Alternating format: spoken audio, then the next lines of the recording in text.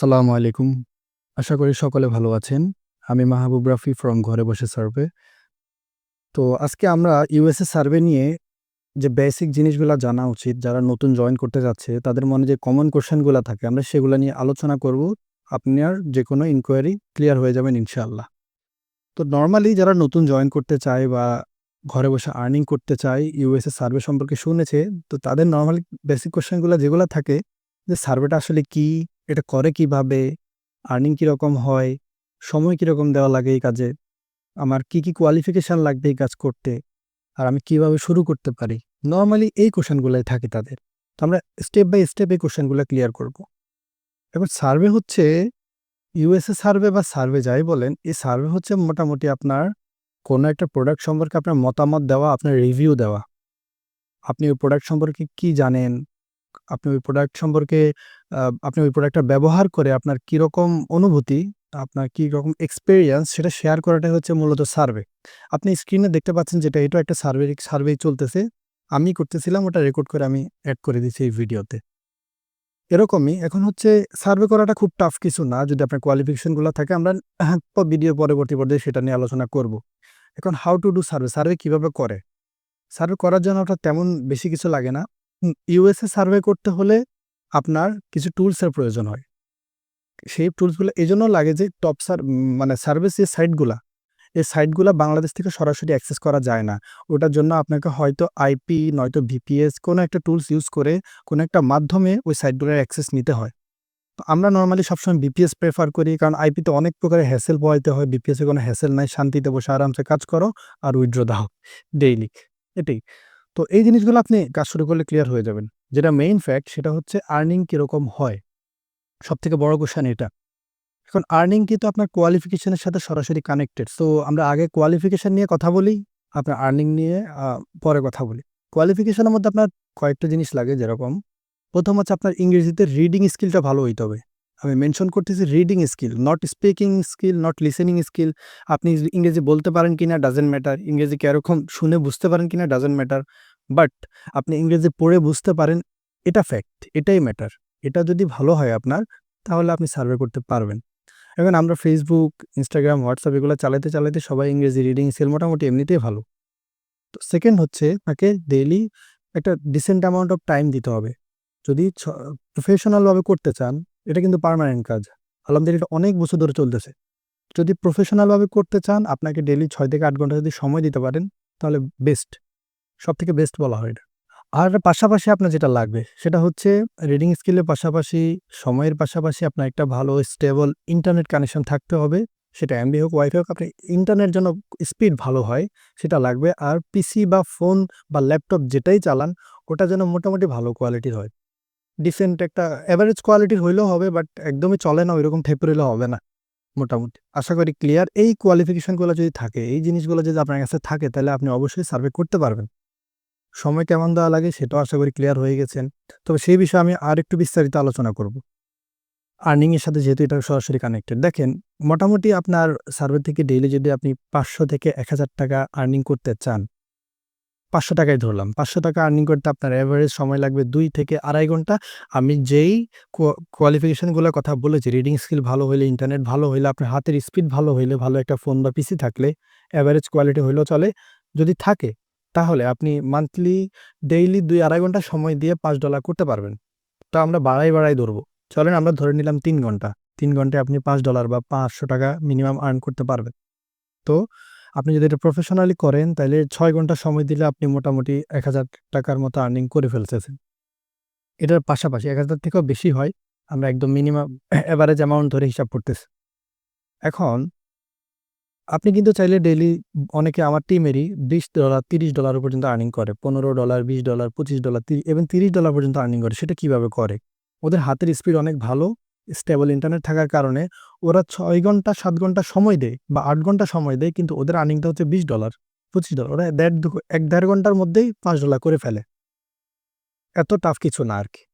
তো আশা করি এটা আপনারাও পারবেন। এত টাফ কিছু না। তবে প্র্যাকটিসটা প্রয়োজন। সার্ভে করার ক্ষেত্রে ১ম ১ সপ্তাহ ১০ দিন একটু স্লো যাবে আপনার। কারণ বিষয়গুলা বুঝতে একটু সময় লাগবে। যখনই একবার শিখে যাবেন ১ সপ্তাহ ১০ দিন বা ১ম মাসটাই ধরে নেন আপনার একটু স্লো যাবে। কিন্তু একবার যদি শিখে যান, একটু ধৈর্য ধরে করতে পারেন, তাহলে জাস্ট ১ টা মাস পরেই আপনি এটা রেজাল্ট পাওয়া শুরু করবেন। কিন্তু ১ম মাসে যে রেজাল্ট পাবেন না তা না। আপনার ১ম মাসেও ১ম ২ দিনে আর্নিং কিন্তু শুরু হয়ে যাবে। ১ম দিনই আর্নিং শুরু হয়ে যাবে। হয়তো একটু স্লো, যেখানে কেউ ২ ঘন্টায় $৫ করতেছে, আপনি হয়তো ১ম ১ সপ্তাহে দেখা যাচ্ছে যে ৪ ঘন্টায় $৫ করতেছেন। আপনার হাত স্লো থাকবে, এটা স্বাভাবিক। যেকোনো জিনিস আমরা যখন নতুন শুরু করি আমাদের ১ম দিকে স্পিডটা কম থাকা, এটা স্বাভাবিক। আস্তে, আস্তে চলে আসে সেটা। তো আশা করি সবাই মোটামুটি ক্লিয়ার যে আর্নিং কেমন হইতে পারে। আপনি যদি ডেইলি ৳৫০০ করে আর্নিং করেন, আপনার মাসে ৳১৫,০০০ আসতেছে। কিন্তু আপনি যদি ৮ ঘন্টা সময় দিয়ে $20 মানে ৳২,০০০ করে কামান, আপনার মাসে ৳৬০,০০০ আপনি আর্নিং করতেছেন। একটা ডিসেন্ট অ্যামাউন্ট। বাংলাদেশী জব থেকে অনেক বেটার, আই থিংক। আর এখন চলেন দেখুন, আমার এখানে একটা অ্যাকাউন্ট খোলা আছে, top survey account. Top survey একটা সার্ভে সাইট। এখানে দেখেন $১৩০ এ উইথড্র দেওয়া এই অ্যাকাউন্ট থেকে। আমার আরেকটা অ্যাকাউন্ট খোলা আছে। এগুলো আমি রিলোড দিয়েই দেখাই যাতে আপনারা আরো সিওর হয়ে যান ব্যাপারগুলা। এখানে কোনো ফেক কিছু না। দেখেন আমি এখানে রিওয়ার্ড গুলা দেখেন, এই যে আমার ব্যাংক ট্রান্সফার $৫ সেপ্টেম্বরের ৯ তারিখ, সেপ্টেম্বর ৯ তারিখে $১০ টোটাল $15 দিছিলাম। জুনের ১৫ তারিখে অ্যাকাউন্টে আমি মাঝখানে অনেকদিন কাজ করি নাই। অন্য অ্যাকাউন্টে কাজ করতেছিলাম। জুনের ২৫ তারিখে $৫, ২৩ তারিখে $৫, এরকম অনেক উইথড্র আছে। এই অ্যাকাউন্টটা ওভারঅল আমার $১৩০ এই পর্যন্ত টোটাল আর্নিং হয়েছে। এরকম যেমন দেখেন আমার এখানে আর্নেস্টার একটা অ্যাকাউন্ট আছে। এটা থেকে আমার টোটাল আর্নিং হয়েছে এই পর্যন্ত। আমি রিলোড দিয়েই দেখাই, না হলে অনেকে ভাববে এটা ফেক। ফেক কিছু না। $২০১ এই পর্যন্ত আমি এই অ্যাকাউন্ট থেকে আর্ন করেছি। আমি যদি আপনাদের অ্যাকাউন্টে এই যে রিডিম রিওয়ার্ড অপশনে গিয়ে দেখাই, এখান থেকে সেপ্টেম্বরের ১০ তারিখে $৫, আবার $৫ সেপ্টেম্বরের ১০ তারিখে, $১০ সেপ্টেম্বরের ১০ তারিখ, আরো ১০, আর এখানে হচ্ছে $২০ সেপ্টেম্বরের ১০ তারিখে। দেখেন আমি সেপ্টেম্বরের ১০ তারিখে মাত্র, আমি যে এখন ভিডিওটা রেকর্ড করতেছি আজকে সেপ্টেম্বরের ১৩ তারিখ। আমি ৩ দিন আগে এই অ্যাকাউন্ট থেকে $৪০ আর্ন করেছিলাম। এরকম এই অ্যাকাউন্ট থেকে অনেক উইথড্র আছে। তো বেসিক্যালি এই জিনিসগুলো আপনারা শিখে যাবেন, বুঝতে পারবেন ইনশাআল্লাহ। তো আর এখানে এইসব বোঝানোর কিছু নাই। যারা একটু ঘাটাঘাটি করবেন, আমি জানি আপনার ভিডিওটা দেখার পর অবশ্যই YouTube বা সেই জায়গায় একটু ঘাটাঘাটি করবেন গুগলে। নিজেই জানতে পারবেন এটা কি অ্যাকচুয়ালি ফেক না রিয়াল। সো এবার আসি আমরা, এটা আপনি শুরু করতে পারেন কিভাবে? দেখেন, সার্ভে করার ক্ষেত্রে ২ টা জিনিস সবথেকে বেশি ম্যাটার করে। আপনার কোয়ালিফিকেশন, আর সেকেন্ড হচ্ছে আপনার ট্রেনিং। আপনি যেখান থেকে ট্রেনিংটা নিচ্ছেন বা যেখান থেকে শিখতেছেন, ওইটা যদি কোয়ালিটিফুল না হয়, তাহলে আপনি সার্ভে করার ক্ষেত্রে অনেক হ্যাসেল পোহাতে হবে। সেটা কিরকম? সার্ভের ক্ষেত্রে কখন কি রকমের অ্যান্সার দিতে হয়, সবসময় না, আমি ওপিনিয়নের ক্ষেত্রে বলতেছি না, কিছু প্রোফাইল বেসড কোয়েশ্চেন থাকে।